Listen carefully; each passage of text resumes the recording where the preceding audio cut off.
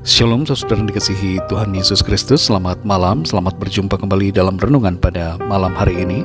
Doa dan harapan saya saudara semua ada dalam keadaan yang baik, penuh sukacita dan berlimpah berkat Tuhan. Sebelum kita mendengarkan renungan firman Tuhan, mari sama-sama kita berdoa. Bapa kami yang di sorga, Bapa dalam nama Tuhan Yesus Kristus, sungguh kami mengucap syukur kepadamu ya Bapa, karena kasih, berkat kemurahan Tuhan, pimpinan dan penyertaan-Mu di sepanjang hari ini. Kami boleh menikmati segala berkat dan kebaikan-Mu. Terima kasih untuk segala anugerah-Mu. Pada saat ini kami rindu mendengarkan sabda firman-Mu. Urapi kami ya Bapa, berikan pengertian untuk memahami akan kehendak-Mu. Dalam nama Tuhan Yesus kami sudah berdoa. Haleluya, amin. Saudara yang dikasihi Tuhan, pembacaan Alkitab kita pada saat ini terdapat dalam kitab Nabi Hagai pasal 1 dan 2. Saudara dapat membacanya secara pribadi setelah mendengarkan renungan ini. Saya akan membaca Hagai pasal pertama ayat 3-5. Tertulis demikian. Maka datanglah firman Tuhan dengan perantaraan Nabi Hagai.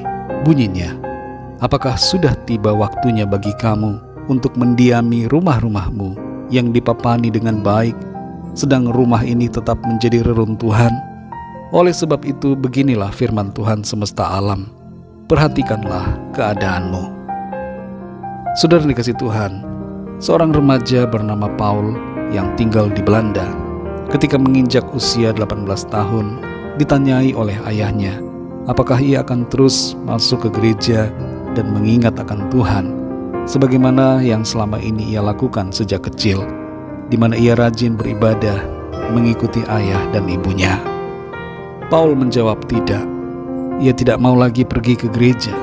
Ia sudah merasa bosan, dan sebaliknya ia ingin menikmati hidupnya, menuruti rencana dan keinginannya sendiri. Sejak saat itu hingga selama berpuluh-puluh tahun, hingga usianya menjelang setengah abad, Paul mencapai titik di mana ia mengalami depresi, dan seorang kawan membimbingnya untuk menemukan Tuhan.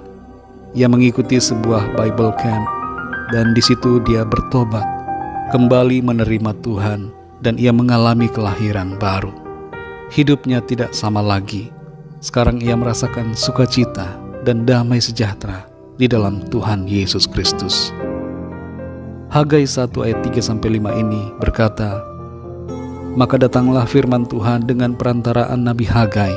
Bunyinya, apakah sudah tiba waktunya bagi kamu untuk mendiami rumah-rumahmu yang dipapani dengan baik, sedang rumah ini tetap menjadi reruntuhan? Oleh sebab itu, beginilah firman Tuhan semesta alam, perhatikanlah keadaanmu. Bangsa Yehuda pada masa itu lebih memperhatikan rumah-rumah tempat tinggal mereka daripada memperhatikan kondisi bait suci di Yerusalem. Bait suci terbiarkan dan terbengkalai, sementara rumah-rumah mereka begitu nyaman dan baik.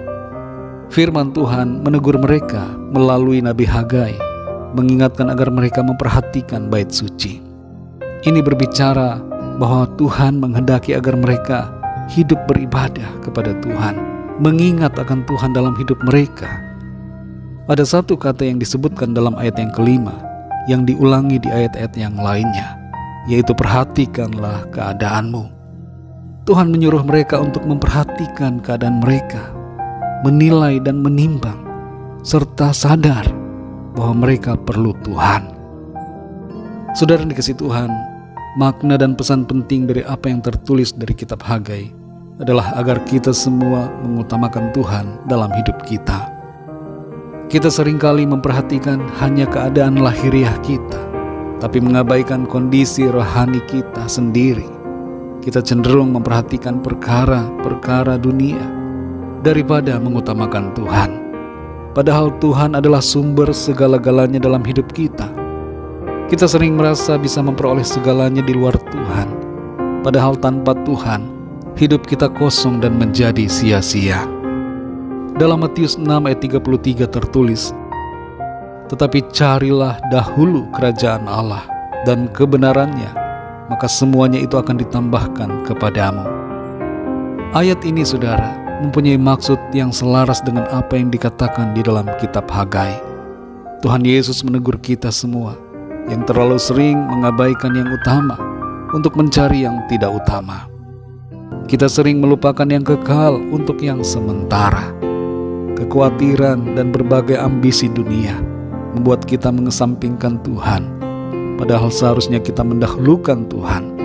Maka semua yang kita perlukan akan terpenuhi, bahkan dilimpahkannya dalam hidup kita. Saudara dikasih Tuhan, malam ini kita mengingat kembali untuk mengutamakan Tuhan lebih daripada segalanya. Beribadahlah kepada Tuhan dengan segenap hati kita. Carilah Tuhan dan jadikan Dia prioritas utama dalam segala aspek hidup kita. Taatilah firman Tuhan, dengar-dengaranlah selalu kepadanya. Ketika kita mengutamakan Tuhan, sebenarnya kita sedang memelihara hidup kita. Mari sekali lagi saudara, ingatlah selalu akan Tuhan, utamakan Dia, dan setialah selalu dalam kasih dan iman kita kepadanya. Mari kita berdoa saudara. Bapa kami yang di sorga, Bapa dalam nama Tuhan Yesus Kristus, kami bersyukur pada saat malam hari ini, kembali kami dibimbing oleh firman Tuhan, dibentuk, diajar, diingatkan kembali untuk selalu mengutamakan dan memprioritaskan Engkau Tuhan dalam hidup kami. Terlalu sering kami memikirkan hal-hal lahiriah, hal-hal dalam hidup kami cemaskan, kami khawatirkan, dan kami mengabaikan Tuhan untuk mencari yang sementara. Kami lupa bahwa sesungguhnya Engkaulah Tuhan adalah sumber segala-galanya dalam hidup kami. Kami berusaha dengan kekuatan kami sendiri, dan itu menjadi seperti usaha menjaring angin. Kami lupa bahwa kami perlu mendekat dengan Engkau, perlu senantiasa taat kepadamu, karena Engkaulah sumber kehidupan kami. Engkaulah yang memelihara kami senantiasa. Ampuni kami Tuhan akan sikap kami yang berdosa, yang memberontak dan melupakan Tuhan. Kami mau senantiasa ingat akan Engkau, berkomitmen untuk hidup beribadah dan setia selalu kepadamu. Tuntun kami Roh Kudus, agar kami senantiasa dipenuhi dengan kasih, sukacita, pengharapan, iman di dalam Engkau Tuhan. Terima kasih Tuhan, berkati kami dan lindungi kami di sepanjang malam hari ini. Lingkupi kami dengan kasih dan kuasa-Mu.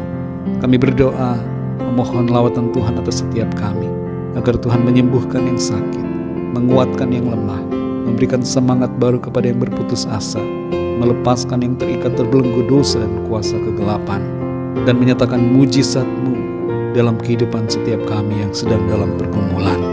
Terima kasih Bapa, berkati bangsa negara kami Indonesia dan semua bangsa di dunia ini. Berkati umat-umat-Mu Tuhan di mana saja berada. Berkati keluarga kami masing-masing secara pribadi. Terima kasih Bapa, kami percaya kami alami sukacita, kemenangan dan berkat Tuhan. Dalam nama Tuhan Yesus Kristus, Tuhan dan Juru Selamat kami sudah berdoa dan mengucap syukur. Haleluya. Amin. Puji Tuhan, saudara dikasih Tuhan, saya percaya firman Tuhan menjadi berkat dan kekuatan buat saudara semua, dan Roh Kudus akan menolong saudara untuk lebih lagi memahami kebenaran firman Tuhan. Tuhan Yesus memberkati saudara semua. Sampai jumpa dalam renungan yang berikutnya. Haleluya.